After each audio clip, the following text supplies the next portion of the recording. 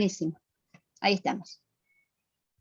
Bueno, como ya saben, buenos días a todos. Hoy vamos a hacer un taller sobre la relación entre la identidad de género y el deporte. Y para eso vamos a hacer estoy distraída porque estoy buscando el material. Vamos a hacer un taller que nos va a permitir de paso repasar todo lo que tiene que ver con desarrollo, acá está, desarrollo psicosocial, ¿sí? Psicoafectivo, psicosocial. Muy bien, vamos a dar inicio. ¿Se ve lo que compartí? Sí, Sí, profe. Sí, se ve bárbaro, Ceci. Perfecto. Bueno, el título que le puse es desarrollo socioafectivo hacia la construcción de la identidad de género. La verdad es que no es solo la identidad de género, pero es la identidad del sujeto en general, pero vamos a poner el foco, porque nos interesa trabajar el tema de las cuestiones de género, en esta característica particular. Muy bien. Para eso les estaba comentando que íbamos a hacer, que les va a servir para el examen también, y porque tiene un enlace, ¿sí? Este proceso se da desde el momento del nacimiento, entonces vamos a recordar cuáles son las características principales, ¿sí? Cuando el recién nacido llega al mundo, ¿sí? Tiene algunas características, ¿sí?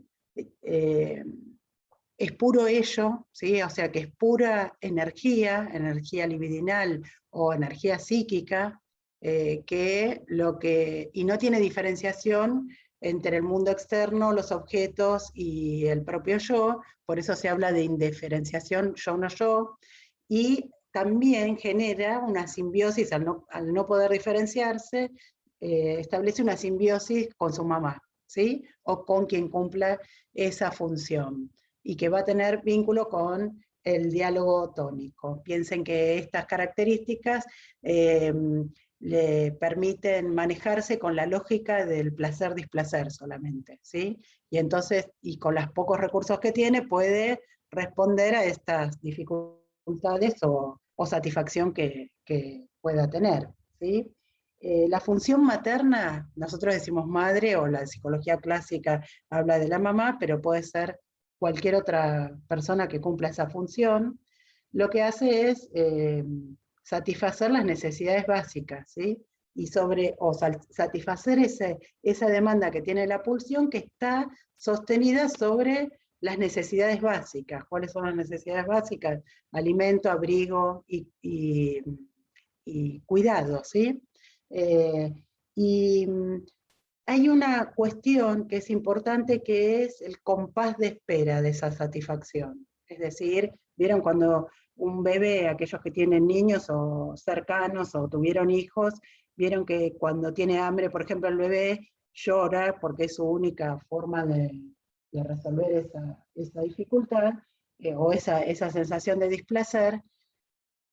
Tiene que haber un compás de espera, no hay que responder a esa demanda inmediatamente, porque ese compás de espera va a tener consecuencias en el trabajo de la orientación de la pulsión, es decir, cómo controlar esa energía. La verdad es que a lo largo del tiempo que vamos creciendo, sabemos que muchas veces, digamos casi la mayoría de las veces, no tenemos la satisfacción inmediata. Tenemos que generar un montón de estrategias para lograr el objetivo que nos proponemos. Y si no, piensen en la primera parte de la clase, que la profesora Gladys estuvo comentando cuestiones que están vinculadas con eso, ¿sí? Bueno, pero en este primer momento, esa espera le permite al comenzar ese trabajo para la discriminación entre el yo y el mundo externo, ¿sí? Bien, otro hito importante es el tercer mes desde la perspectiva psicoafectiva. El tercer mes, porque se da lo que Spitz llama la sonrisa social, ¿sí? Que en realidad es el gesto de sonrisa frente a la Gestalt de la cara. La Gestalt de la cara es, ¿vieron como si yo hiciera un dibujito y pongo 2 ojos, nariz y boca? ¿Sí? No sé si me están escuchando. Sí, profe. Bueno, entonces, esa es la Gestalt de la cara. Quiere decir que si nosotros ponemos nuestros rostros de frente, todos tenemos esa Gestalt, ¿verdad? Entonces, lo que percibe es esa Gestalt. Se hicieron experimentos con máscaras y el niño sonreía igual. Quiere decir que todavía no discrimina el objeto, sino que hay algo que se empieza, es como el inicio, ¿sí? De poder distinguir ese objeto con esas características del resto de los otros objetos posibles, ¿sí? Es como el primer atisbo de vínculo social, ¿sí? Muy bien, otro hito es el 8º mes, que lo que le plantea es fijaciones exteriores con la elección de objeto de amor. ¿Qué quiere decir esto? Que tiene la capacidad de distinguir, o sea, del tercer mes que no distinguía, puede comenzar a distinguir en esos meses, hasta aproximadamente el 6º, el 8º mes, entre las personas que son de su círculo íntimo a aquellas que son desconocidos, ¿sí? Y la posibilidad de esta discriminación entre amigo y extraño, lo que le plantea es un rechazo y recelo, que le genera recelo y angustia frente a lo desconocido.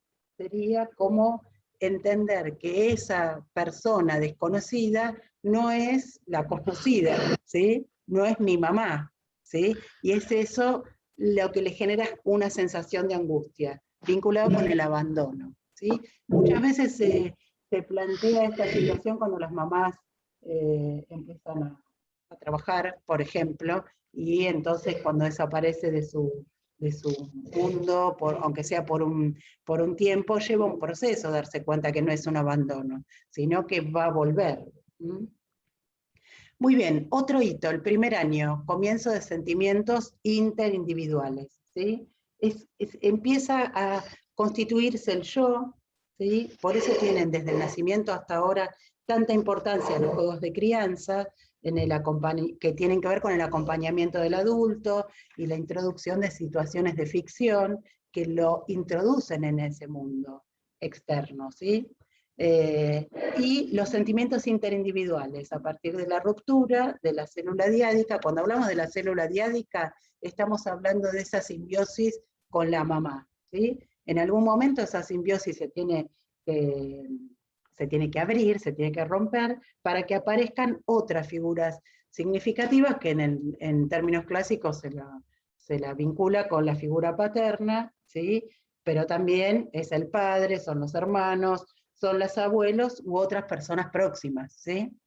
Y entonces se pasa de esa díada que habíamos mencionado al principio, díada quiere decir 2, a las relaciones triangulares. Aparece el famoso tercero que va a tener consecuencias a lo largo de toda nuestra vida. Otro hito, a los 18 meses, la etapa oral, o sea, desde el nacimiento hasta los 18 meses aproximadamente, prevalece una de las zonas erógenas. No sé si ustedes escucharon hablar de zonas erógenas. Sí. ¿Sí? ¿Saben lo que es una zona erógena? ¿Alguien lo Escuché, puede, profe, pero no sé qué es. ¿alguien le puede decir, Agustina? Son las ¿Se zonas donde anima? ¿Cómo? la zona donde se estimula el placer. Exactamente, hay una zona del cuerpo que genera placer. Desde el nacimiento nos pasa eso. Entonces, desde el nacimiento hasta los 18 meses no es la única zona, pero la que prevalece, o sea, la que tiene más relevancia, es la zona vinculada con la boca y el tracto digestivo, es decir, la boca y todo toda la primera parte del aparato digestivo, ¿sí? Por eso decimos tracto. ¿Vieron que tragar también o la lengua genera placer?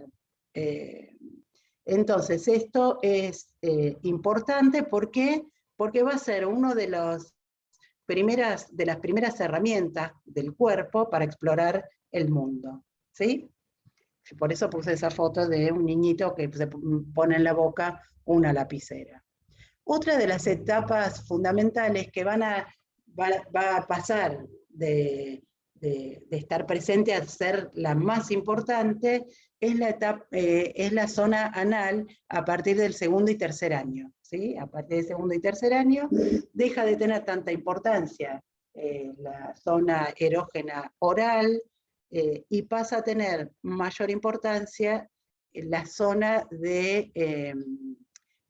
anal, ¿sí? Y eso está vinculado no solamente con la mielinización, sino que va a tener consecuencia en el control de esfínteres. Lo que pasa es que el control de esfínteres no solamente es una consecuencia de la mielinización, sino también que tiene que ver con la resignación del placer, ¿sí?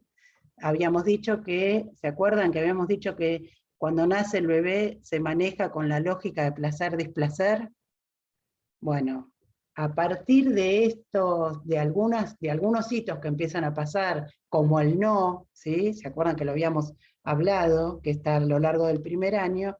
Pero la situación más importante que genera un cambio en esa satisfacción directa a través de la lógica del placer-displacer es la resignación del placer a hacer las necesidades de descarga en el momento en que tenga ganas. Y de golpe tengo que empezar a hacerlo en un lugar especial y hacer todo un procedimiento, lo cual implica dejar de usar los pañales, ¿sí?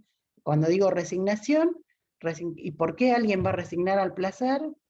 Bueno, por miedo a la pérdida del amor, por miedo a la pérdida del amor de estas figuras fundamentales o la figura materna que lo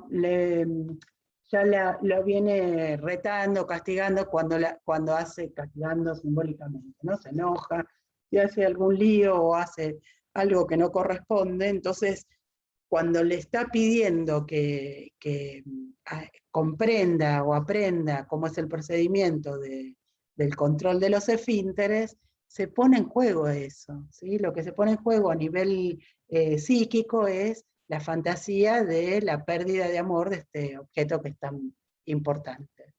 ¿Hasta acá vamos bien? Muy bien, profe. Ceci. Profe. ¿Me van siguiendo? ¿Alguna pregunta? No. Ceci, yo Sí. para sumar a esto que vos decías de los 2 o 3 años, recuerden que esto es parte del proceso de la moral heterónoma, ¿no? Lo mismo que decíamos que desde el egocentrismo el niño necesita el límite del mundo adulto, bueno, parte de ese proceso también se da en esta etapa anal, para que lo puedan ir relacionando el desarrollo psíquico con el desarrollo moral. Bien, ¿continuamos? Adelante. Muy bien. Esto es toda una línea, ¿sí? Una vez que se logra el control de esfínteres, pasamos a la etapa entre los 3 y 5 años. La zona erógena que pasa a prevalecer es la de los órganos genitales, ¿sí? Que es placer de órganos, se llama, ¿sí? Empiezan a aparecer las primeras conductas que pueden ser masturbatorias, pero es una sensación del cuerpo, todavía no está enlazada con ninguna otra construcción mental, ¿sí? Y también, digamos, placer de orinar y una curiosidad que está vinculada con la diferencia sexual anatómica, ¿sí? A partir de los 3 años es muy gracioso porque ustedes leen el artículo de Freud que habla de los 3 ensayos de la sexualidad infantil. Él dice que por una diferencia en el ruido que hace cuando van a hacer pis, las nenas y los varones, eso les genera la curiosidad de por qué es diferente, o por qué unos se sientan y otros hacen parados, que los llevan a tomar conciencia de que hay una diferencia sexual anatómica, es decir, los órganos genitales son diferentes. Bueno, profe, ¿puedo decirle algo? ¿Cómo no? A mí me pasa, justamente estamos en este momento con Pili pasando estas cosas. Bueno, ya hace un par de meses, mientras yo la cambiaba, ella se sentó y se miró. Y se miraba, ¿viste? Se dobló así, y bueno, yo le expliqué que las nenas, no le dije vagina, le dije chocha, y los hombres, le digo, el abuelo Tucu, papá, el tío Ari, le digo, tienen pito. Y se me quedó mirando, ¿viste? Bueno, pasó el tiempo, qué sé yo, y una vez estábamos acostados, los tres estábamos mirando tele, y el padre estaba en ropa interior, ¿no? En boxer, digamos. Y como que ella se quedó y lo miró, ¿viste? Claro, nosotros usamos bombacha y él no tenía una bombacha puesta. Entonces se queda así y me dice, ¿qué tiene acá? Me dice. Le digo, ahí papá tiene el pito, le digo. Bueno, quedó, se ve que guardó la información. Entonces el otro día estábamos así, normal, nada, no estábamos haciendo nada, digamos, y me dice, mamá, las nenas tienen chocha y los hombres tienen pito, me dice. Y todos los días me lo dice, Claro, todos los claro. días me lo recuerda, y ella, y aparte, bueno, después está ahora con el tema del culo, digamos, y porque yo le enseñé que el alimento entra por la boca, que se yo, baja por la panza, y sale por el culo, le digo. No, aparte acá la palabra culo es como buen día, digamos, entonces está como muy naturalizada la palabra culo. Y bueno, y ella está como muy con el tema genital, ¿viste? Pero yo enseñándole también, aparte del cuidado, ¿no es cierto? Que nadie te tiene que tocar la Claro. chocha, que eso tenés que tener cuidado, la chocha no se muestra, porque a veces estamos acá en el comedor, mira mamá, mira mi culo, me dice, y se baja así, le digo, no. Le digo, no hagas eso porque vas a estar en otro lado, no podés andar mostrando el culo por ahí. No se muestra, la chocha no se muestra. Y esto es de todos los días, digamos, es como que obviamente también influye lo que uno le enseña y lo que le va marcando día a día. Me parece que es muy Agustina, importante que juega el claro, adulto. porque vos fíjate que el comentario que hizo la profe antes acerca de la moral heterónoma está enlazada con esto que estás diciendo vos, que vos le estás diciendo, bueno, y está enlazada con la primera parte de la clase, en donde decimos, bueno, hay comentarios que no se pueden hacer en lugares públicos y hay otros. Es lo mismo que estás diciendo vos, que empieza a Claro, muy temprana edad, que es esa, ¿sí? Y tal cual. esa reiteración que te hace tu hija permanentemente es para tratar de procesar la información, y estoy segura que también te habrá preguntado cómo nacen los bebés o algo acerca de los bebés. No, ella ¿Sí? lo que me dice que ella, que yo estuve en la panza de ella, me dice. Que yo era bebé y ella me cuidaba. No sé qué significará todo esto, pero capaz que es un juego, ¿no? Pero no sé, y la tiene con eso. Y papá era mi novio, me dice, y vos Claro, eras bebé. perfecto, Así me perfecto. dice. Ay, No es sé qué genial. significará. Mira, quedémonos con esta última parte que vos dijiste. Probablemente no tenga en su familia o en su grupo más directo otras mujeres que estén embarazadas, porque Sí. No. eso la lleva directamente a preguntar, pero escúchame, ¿cómo entró el bebé ahí? Un bebé es un bebé, imagínense desde la lógica que vienen pensando del desarrollo intelectual, de no poder, digamos, de que el eje es el egocentrismo, y entonces por eso yo soy la más importante, sería cuando te dice, yo soy la mamá, por eso te pone a vos en el lugar del bebé. Ahora vamos inmediatamente a ver si lo puedo explicar un poquito más para continuar, ¿no? Y toda esta diferencia sexual anatómica en algún momento va a aparecer, porque va a aparecer esa curiosidad bien enlazada que tiene que ver con el desarrollo de la sexualidad, la comprensión de cómo se gestan los bebés, ¿sí? Y tenés que tener mucha paciencia para poder explicarlo. Y eso da por consecuencia el desarrollo del complejo de Edipo. ¿Qué es el complejo de Edipo? el deseo inconsciente de tener una relación incestuosa con el progenitor del otro sexo, y eliminar al rival, que sería el del propio sexo.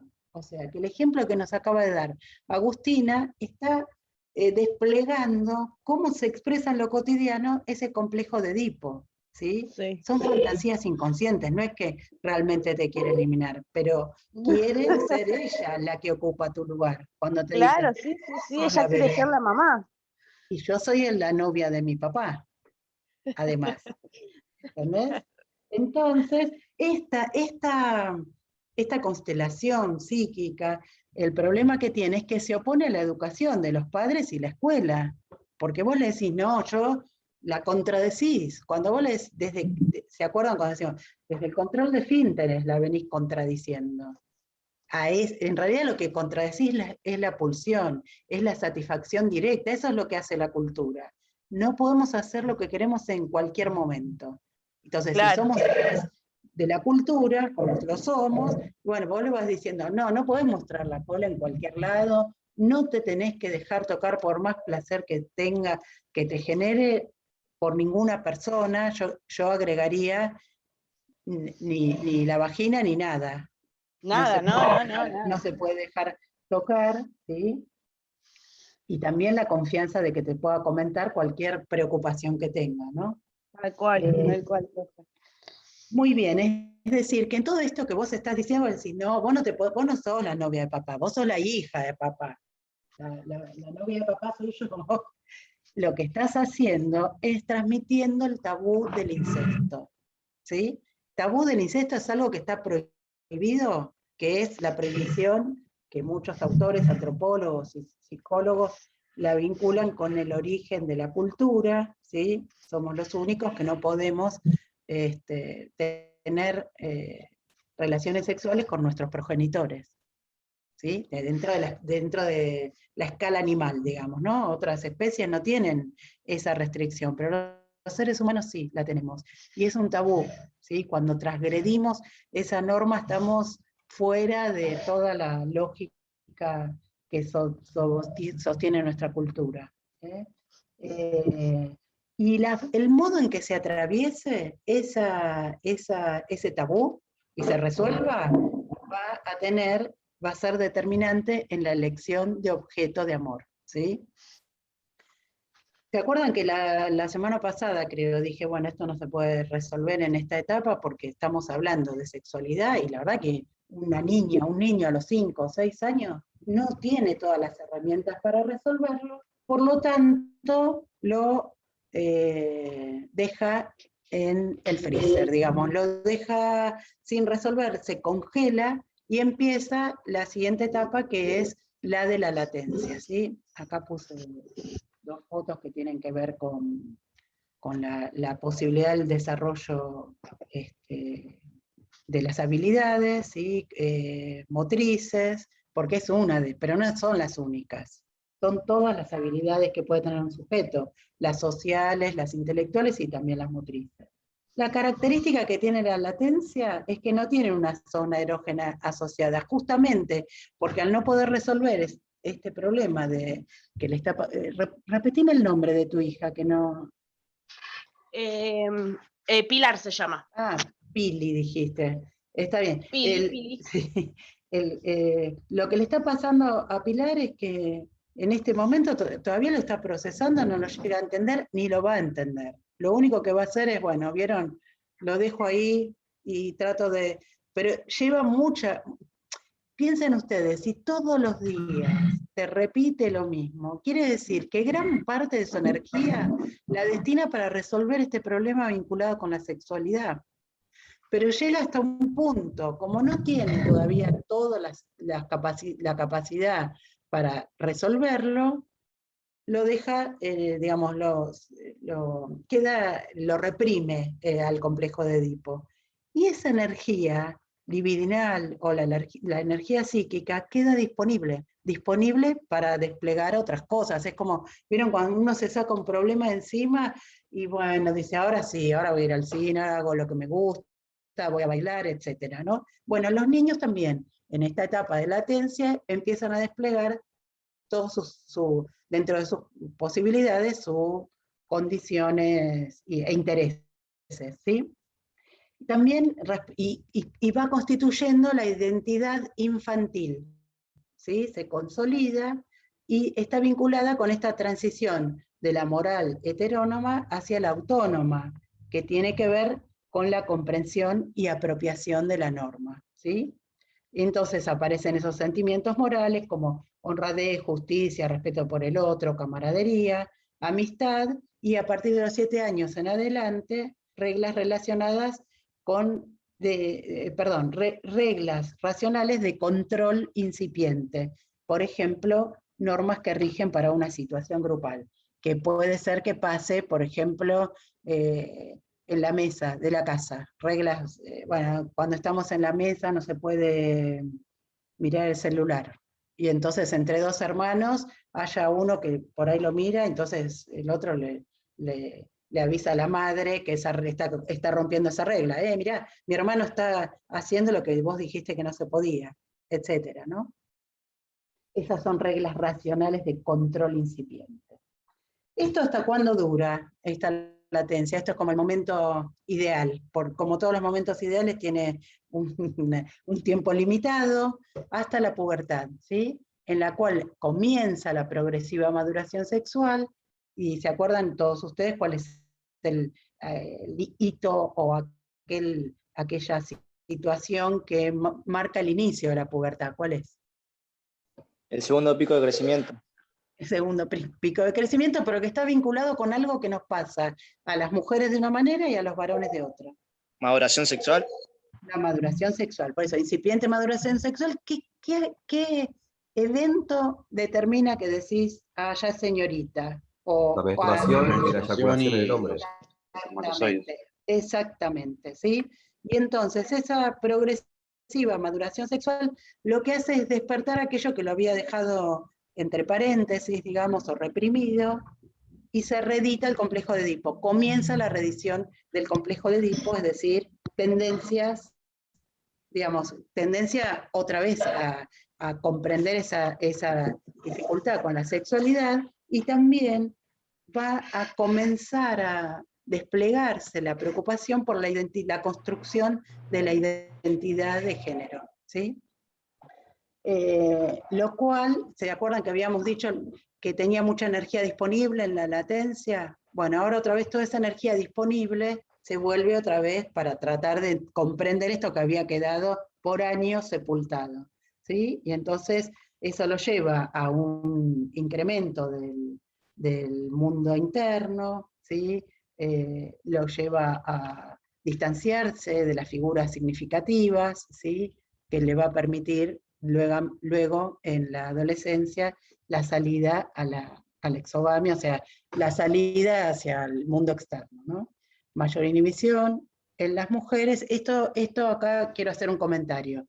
Dice, en el texto dice, mayor inhibición en las mujeres y mayor interés de la actividad para demostrar fuerza en el caso de los varones, que eso va a estar asociado a la construcción de la identidad de género. ¿Sí? Ya vamos a ver, la identidad de género tiene es una construcción cultural, ¿sí?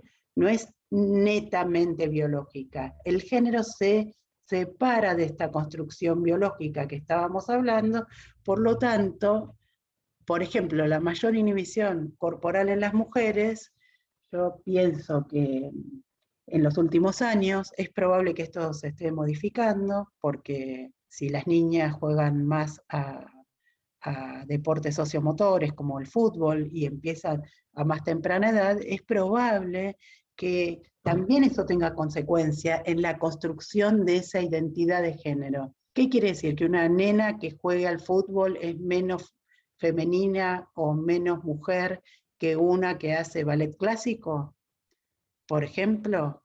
Entonces, bueno, estas son las cuestiones que se empiezan a poner en juego a partir de este momento, pero que ustedes logran entender que empiezan mucho antes, empiezan cuando Pilar hace toda esta elucubración de yo soy el novio de mi papá y vos sos el bebé, empieza mucho antes. Y en ese trato cotidiano nosotros vamos construyendo los adultos esta idea respecto de lo que es ser persona, ¿sí? Ser persona hombre, ser persona mujer, y vamos a ver que hay muchas otras variantes, ¿sí? Y lo que hacemos es construir estereotipos que nos permiten situarnos para saber con quién estamos hablando, por ejemplo, ¿sí? Eso es una construcción cultural.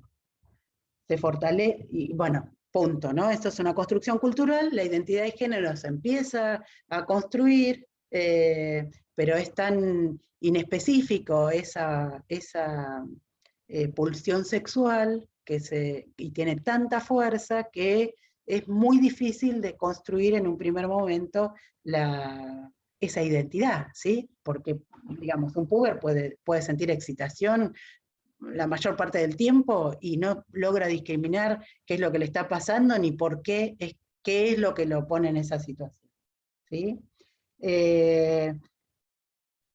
Bien, respecto de la moral también, porque viene enlazado, se fortalece la moral autónoma que puede contradecir las reglas familiares, ¿sí? Es el momento en que se empiezan a confrontar esas reglas y además al salir al mundo se encuentran que hay otras formas de resolver las relaciones personales en otras familias, ¿sí? Resulta que en mi familia decimos, no, cenamos a las 8 de la noche y nos dormimos a las 10 y no se mira la tele, por ejemplo, o solamente hablamos y no miramos la tele mientras cenamos, mientras que en otras familias miran la tele mientras comen o se acuestan a la 1 de la mañana. ¿Hay una regla única? La verdad que no.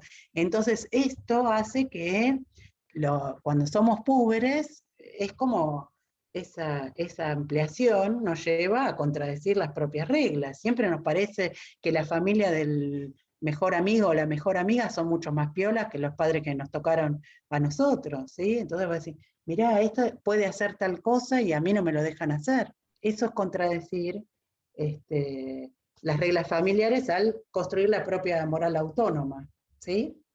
Muy bien. Y la adolescencia, acá puse algunos conceptos que me gustaría tratar con ustedes. Se reedita ese complejo de Edipo y se supone que se va a resolver. ¿Cuándo se resuelve? Digo se supone porque la verdad es que como su nombre lo indica, es un complejo, es de difícil resolución y puede ser que se supone que si uno logra, entra ya al mundo de la identidad adulta, ¿sí? Entre la pubertad y los primeros años de la adolescencia, yo puse ahí complejo de la langosta, que es un complejo que a mí me gusta mucho, que es el momento de los tres duelos, ¿sí? El duelo por el cuerpo infantil, el duelo por la identidad infantil y los padres de la infancia, es decir, esto que me pasó en la latencia, desaparece. Perdón. Entonces, tengo que construir nuevas herramientas para manejarme con el mundo. Está bien, yo contradigo lo que dicen mis padres, pero sé perfectamente lo que es posible hacer. La verdad que no. Es el momento de mayor riesgo. Por eso Dolto habla del complejo de la langosta. El complejo de la langosta es, ya dice la langosta marina, ¿vieron? Que tiene la caparazón, tiene dos caparazones a lo largo de su vida, con la que nace y después la caparazón adulta. Quiere decir que en un momento dado de su crecimiento rompe la caparazón con la cual nació y tiene que esperar un periodo hasta que se le vuelva a generar la caparazón definitiva, y ese es el periodo de mayor riesgo porque los depredadores la pueden comer porque está blandita, es un cuerpo que no tiene ninguna defensa, ¿sí? Por eso ella menciona que esos primeros periodos en donde se atraviesan los duelos, estos tres duelos, es el complejo de la langosta, ¿sí? Porque los adultos saben de eso. Y los adultos que tienen, digamos, algún tipo de desviación o perversión, apuntan a captar esas presas fáciles, ¿sí? Entonces, si acá hay muchas chicas, sabrán que, o les habrá pasado en ese periodo, situaciones de abuso o de peligro respecto de otros adultos, hombres, varones, o que se acercan hacia una situación de violencia o depresión, ¿no? Que todavía en esa temprana edad no se puede resolver fácilmente. Y no solamente las mujeres, también los chicos jóvenes, ahí no hay los niños, ¿sí? Estamos hablando entre los 12, 14, es ese primer periodo que creo que ustedes como futuros profesionales tienen que considerarlo para manejarse con particular cuidado y atención, las dos cosas, ¿sí?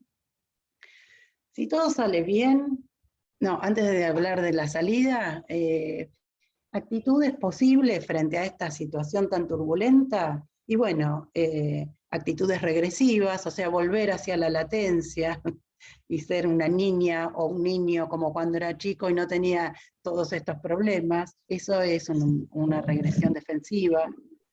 También puede haber actitudes desafiantes y de riesgo, estas son las más peligrosas, pero también es necesario, vamos a decir la verdad, desafiantes hacia los padres, como habíamos dicho, pero también hacia los subrogados. Los subrogados son ustedes. Ustedes cuando trabajen con adolescentes, me refiero a los entrenadores, son figuras de referencia, ¿sí? Entonces también las van a desafiar y van a tener que saber que esto es parte de ese proceso de crecimiento. Y también otra posibilidad es los intereses ambivalentes, ¿sí? Ambivalente quiere decir, hoy me encanta ir a entrenar y resulta que jugué pésimo el domingo y no voy nunca más. Entonces pasamos de una cosa a la otra sin ninguna estación en el medio, ¿sí? Todas estas actitudes en el campo que nos interesa a nosotros van a tener que ver, o se van a ver, digamos, se van a poder atravesar de manera más o menos turbulenta de acuerdo a las condiciones que tenga cada adolescente. Entonces, ¿qué aporte puede hacer la actividad física? Y el dominio del cuerpo y la construcción de esa imagen corporal, si empezaron antes de ingresar a este periodo con la actividad física sistemática, probablemente lo logre constituir más rápidamente que aquellos que son, por ejemplo, sedentarios o que no tienen el acceso a esa práctica, ¿sí? El dominio del cuerpo realmente da seguridad y esa seguridad tiene que ver con la posibilidad de una imagen positiva del sí mismo, ¿sí? Muy bien, todo esto va, como les decía al principio, si sale todo bien, lo que se permite es la salida de la exogamia. ¿Se acuerdan lo que quería decir eso? Pueden decir que no. Exogamia, no, profe. Exogamia, profe, me suena, pero no tengo el término acá, no sé qué es. Exogamia quiere decir la salida hacia, digamos, hacia afuera de la familia, ¿sí? Endogamia es de adentro, endogamia es ese vínculo que tengo con mi grupo familiar. Pero tengo que romperlo, ¿se acuerda que decíamos, no puede ser que Pili sea la novia de su papá. Un día va a tener un novio que lo va a buscar afuera, capaz que se parece al papá, o capaz que se parece a la mamá, o capaz que no se parece a nadie, ¿sí? Pero va a tener que buscarse a alguien afuera, no va a poder hacer eso. Esa es la salida de la exogamia, sí. Es como un desacople de la Es familia. como un desacople. Sí, totalmente, ¿sí? Todo ese proceso, vieron que contradice ese fortalecimiento de la moral autónoma y la importancia del grupo de pares, ¿sí? Para defenderse de aquellas de aquellas situaciones de riesgo, o a veces para generarlas, porque a veces depende cómo sea el grupo de pares, pueden ser que todos sean temerarios y se involucren en situaciones que los ponen en riesgo grupalmente, inclusive, ¿no? Pero bueno, todo esto, digamos, lo que permite es esta salida a la exogamia, y esa salida a la exogamia nos lleva hacia la adultez. Y la adultez nos enfrenta, por lo menos desde la perspectiva que me gustaba trabajar hoy, hacia la identidad adulta, ¿sí? Y nos trae el primer problema, ¿sí? De entender que desde el nacimiento hasta ahora, digamos que estamos llegando a la adultez, no nos enfrenta con que la diversidad sexual es un proceso que va más allá del binarismo. ¿Qué quiero decir con esto? Que no existe solamente la posibilidad de construir una identidad sexual masculina o femenina, sino que existen muchas otras opciones y también muchas otras opciones que elegir a quién voy a amar, ¿sí? Si yo digo, bueno, a ver, nací con un cuerpo femenino, entonces sí o sí voy a tener que tener una orientación o un interés de sentirme orientada hacia las figuras masculinas. No necesariamente va a ser así, ¿eh? Y para eso les propongo que veamos un video cortito.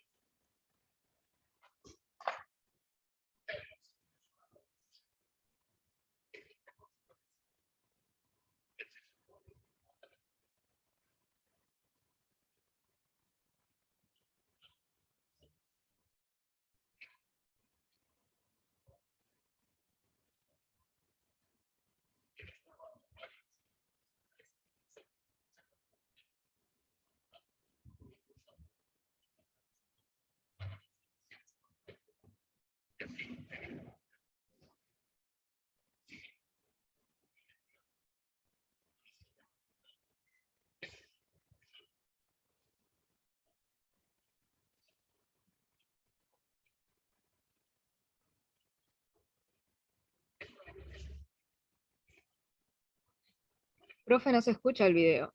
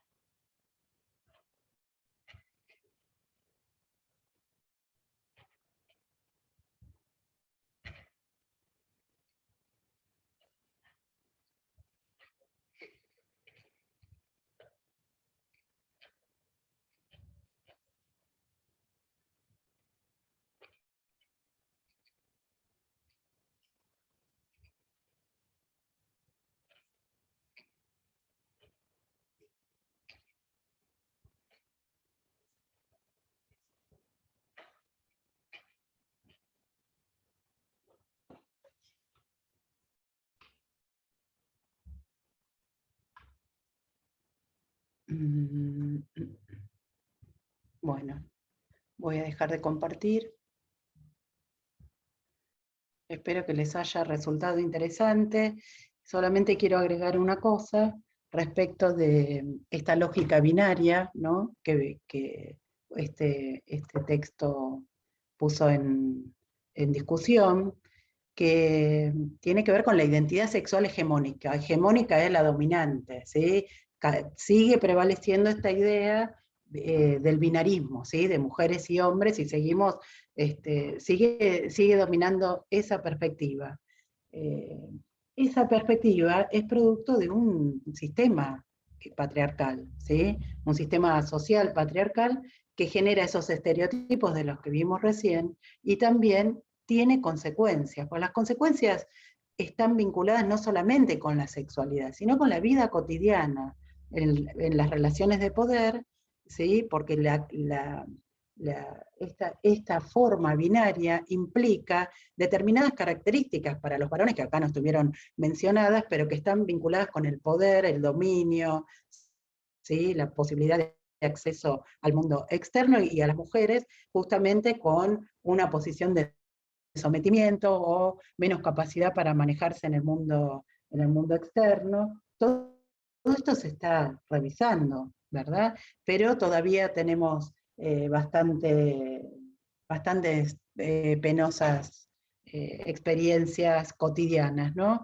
Pero que entonces ustedes tienen que pensar que esta mirada binaria tiene consecuencias en las relaciones de poder, en la violencia simbólica y física hacia otros, no solamente hacia las mujeres, hacia los pobres, hacia los morochos o incluso hacia los rivales deportivos, ¿sí? Así que bueno, si les parece, para terminar y poder vincularse con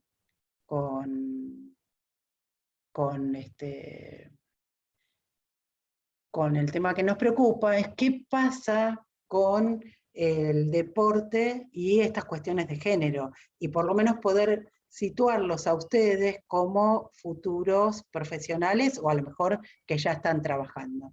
Por eso, con la profesora Renzi, pensamos que una actividad y que les iba a interesar era trabajar con las últimas Olimpiadas, Tokio 2020, en esta propuesta que es lo que Tokio nos dejó, ¿sí? Deporte y género.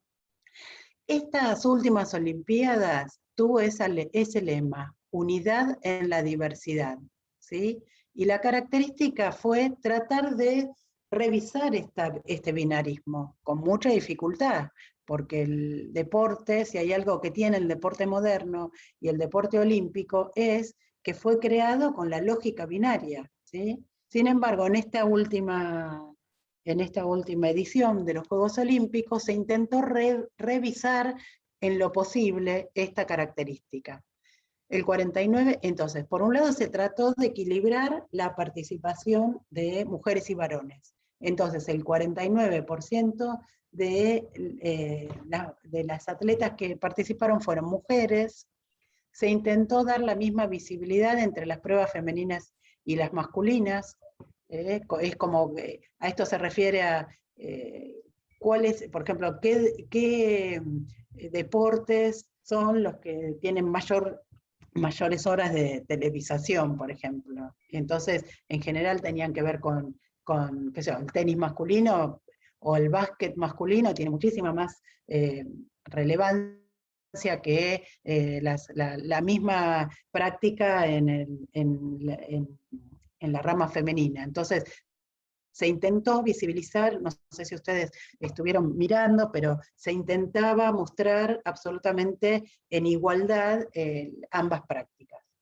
Se agregaron 9 pruebas mixtas, más que en Río, en la edición anterior, ¿sí? Río 2016. Y las puse porque después no me las voy a acordar, son tiro con arco, atletismo, bádminton, hípica, judo, vela, tiro, natación, tenis de mesa, tenis y triatlón.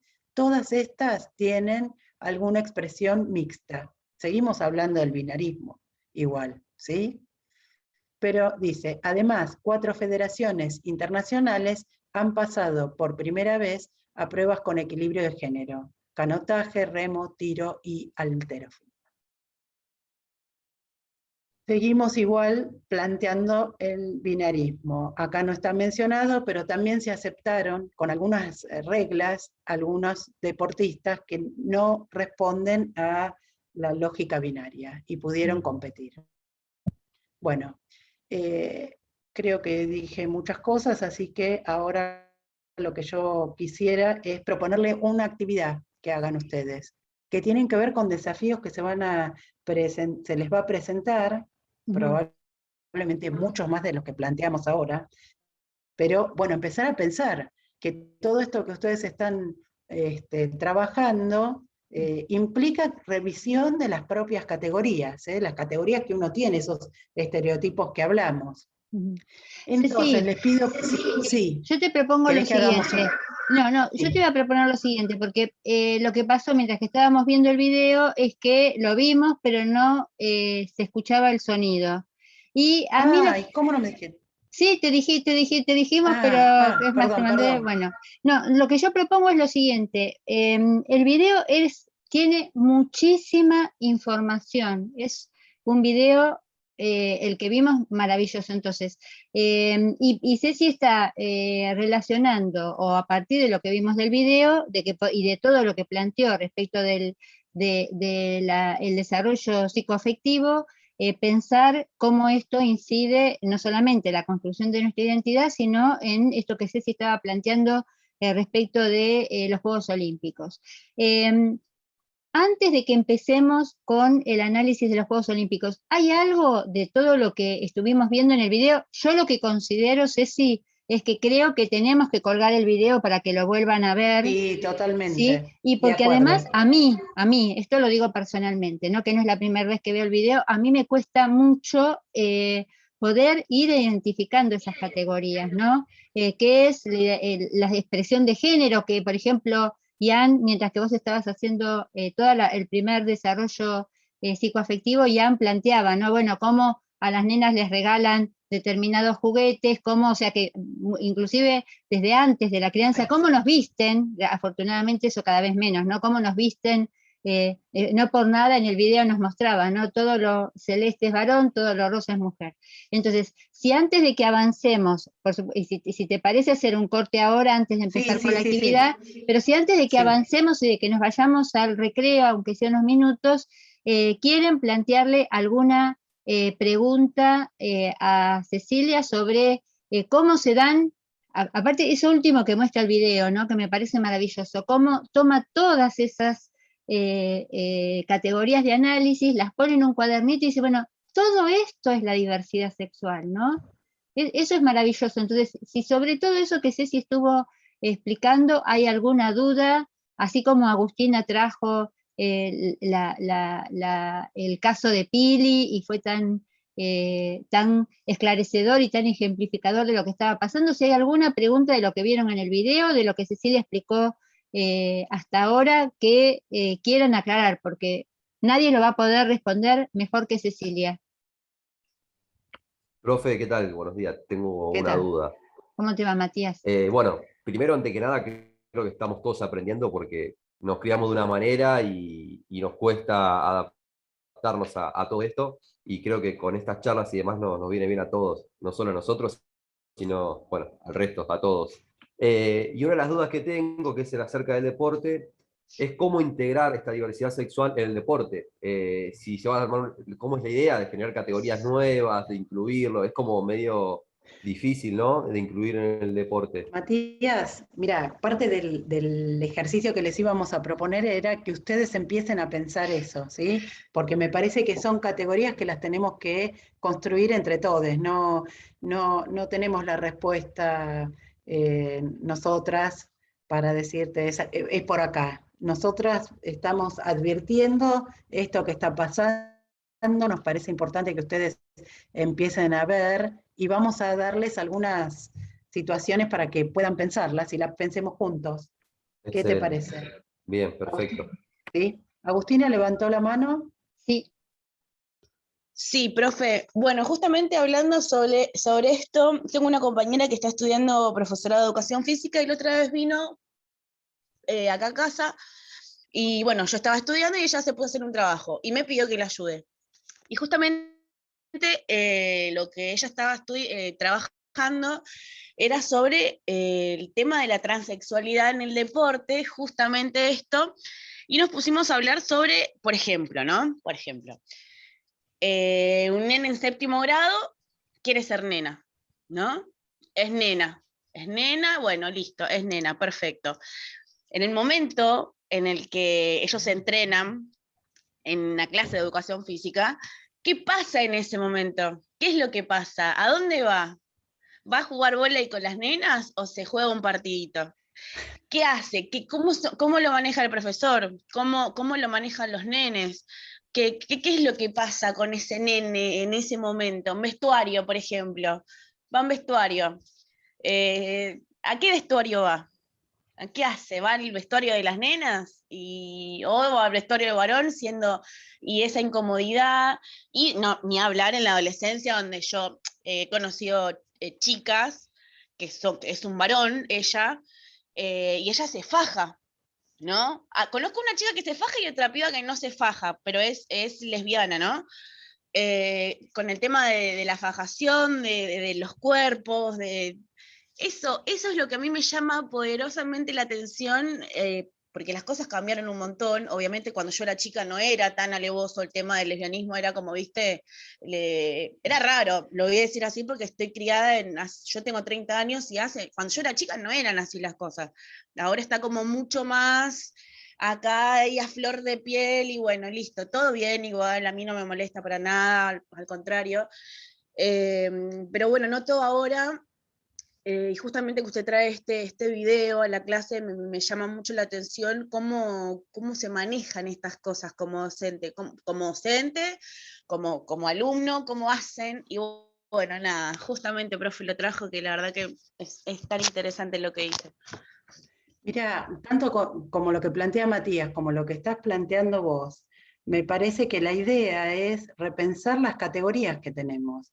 Porque si vos decís, y bueno, yo armo, las chicas pueden jugar a saltar la soga y los varones pueden jugar al fútbol, pero las chicas no pueden jugar al fútbol. Y bueno, ese modo de concebir el mundo y la actividad física te va a traer consecuencias que va a ser de difícil resolución si te encontrás con un niño como el que vos planteaste. Entonces, Sí. primero tenés que revisar cuáles son las características. Por supuesto, eso lo iba a tomar también, ¿sí? Noelia, que está haciendo un comentario.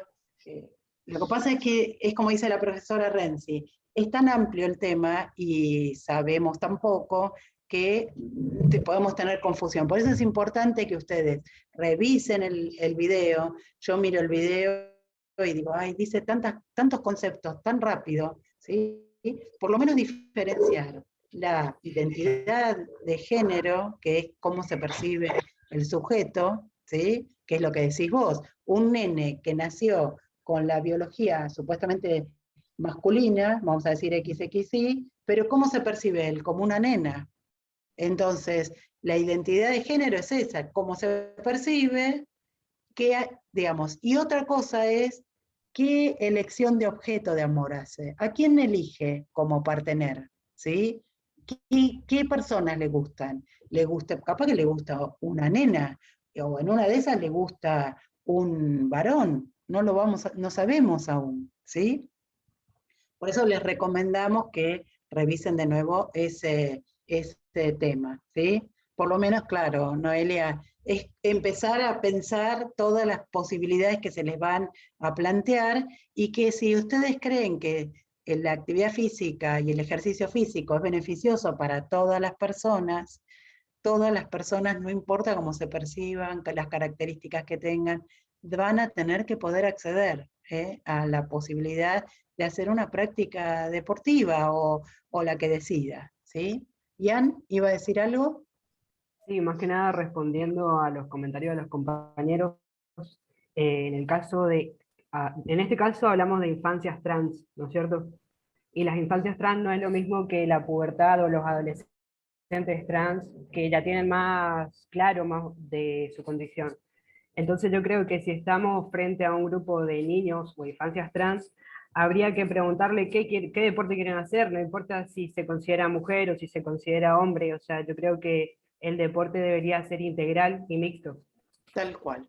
Coincido totalmente. Sí, pero Gladys, a mí me parece que esto que plantea Ian es algo que ayer en el encuentro que hicimos sincrónico volvimos a rescatar, y el problema, ¿sabés cuándo aparece, Ian? Cuando aparece el concepto de rendimiento motor.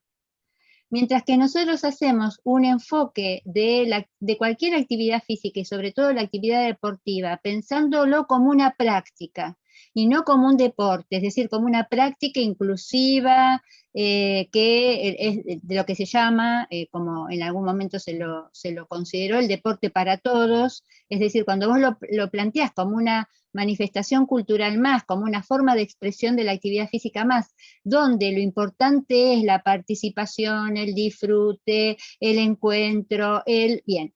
Desde esa perspectiva, no hay ningún problema que el deporte sea mixto, todo lo contrario, que es además quienes hemos trabajado durante tantos años en el ámbito escolar, que hemos promovido esa orientación. En el ámbito escolar, el deporte como una de las manifestaciones del campo de la actividad física debería ser participativo y mixto, porque si vos lo que vos querés es que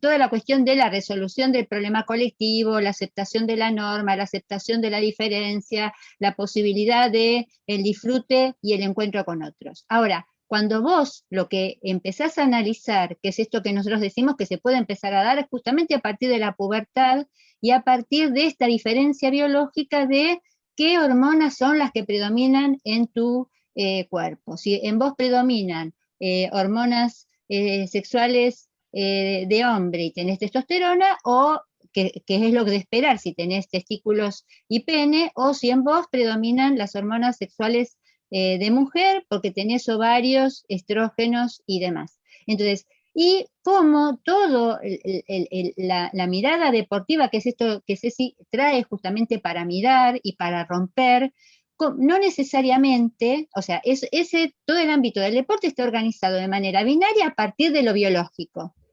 Y las federaciones de los deportes, sobre todo el Comité Olímpico Internacional, está organizado a partir de lo biológico. Pero como muy bien plantea Agustina, nos damos cuenta que no somos solo biología. Todo esto que Ceci estuvo explicando con tanta claridad del desarrollo psicoafectivo, lo que demuestra es que nuestro psiquismo no necesariamente se organiza en función de nuestra biología.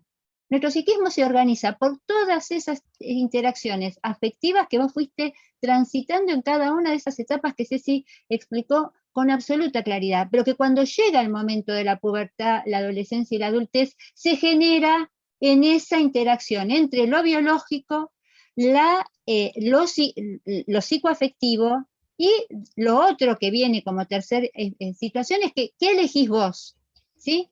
¿Qué elegís vos cuando llega el momento de concretar tu vínculo con otro? Que no depende ni de tu biología, ni de tu construcción afectiva, y que puede ir cambiando a lo largo de toda tu vida y modificarse. Entonces, fíjense toda esta complejidad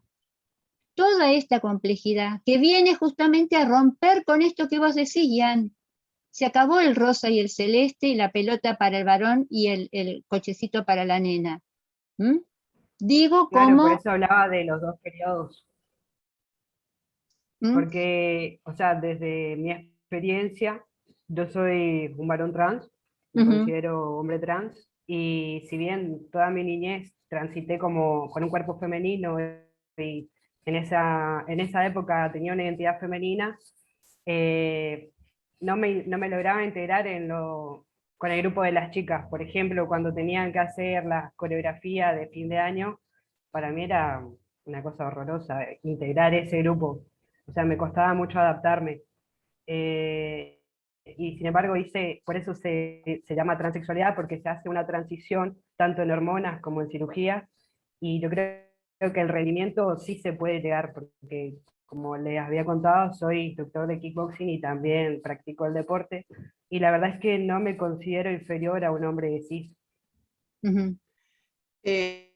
Yo coincido con lo que vos decís, Ian, y acá tenemos como un debate desde hace un tiempo con la profesora, porque digamos, si ustedes consideran, les voy a decir cuál es mi posición, ¿no? Si ustedes consideran y vuelven a mirar el video, también que desde la perspectiva biológica no son solamente dos opciones, ¿sí? Hay múltiples. Si nos hacemos todos los que estamos acá, nos hacemos una evaluación, una prueba sobre... Un dosaje de hormonas. Un dosaje, exacto, un dosaje de hormonas. Seguramente nos va a dar a todos distinto. Lo que pasa es que tal como, digamos, está organizada nuestra sociedad, A los varones no les piden dosaje. A las chicas sí les piden dosaje. Entonces, el problema es, y bueno, y si naturalmente hay casos, como el caso de Semenia, que tiene un dosaje que tiene testosterona por encima de lo que se considera normal, y no tiene ninguna aplicación de doping ni nada, sino que su organismo, y entonces para poder competir, la obligan a hacer un tratamiento para disminuir las hormonas. Entonces, algunos preguntan, ¿y si le hacen un dosaje, por ejemplo, a los primeros, a Usain Bolt, a los que corrían tan rápido, y le van a hacer, y tienen más cantidad de testosterona que el resto, ¿le van a hacer disminuir esa cantidad? ¿O es que solamente prevalece esta idea para controlar cuáles son las lógicas de las mujeres? ¿Sí? Esta cuestión va más allá. Yo creo que, bueno, uno de los ejemplos va a tener que ver con esto que vos estás planteando, Ian. Así que yo lo que les sugiero es que hagamos un descanso, pensemos un minuto, o sea, empiecen a pensar en todo esto. Ya veo que hay muchos que, gracias por suerte, ya lo vienen pensando y transitando, y volvemos en 10, ¿querés, Gladys? Me parece, sí, ¿te parece 10 y 20? Sí, perfecto.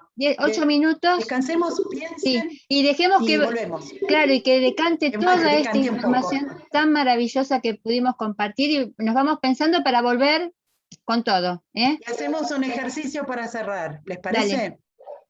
Hasta luego.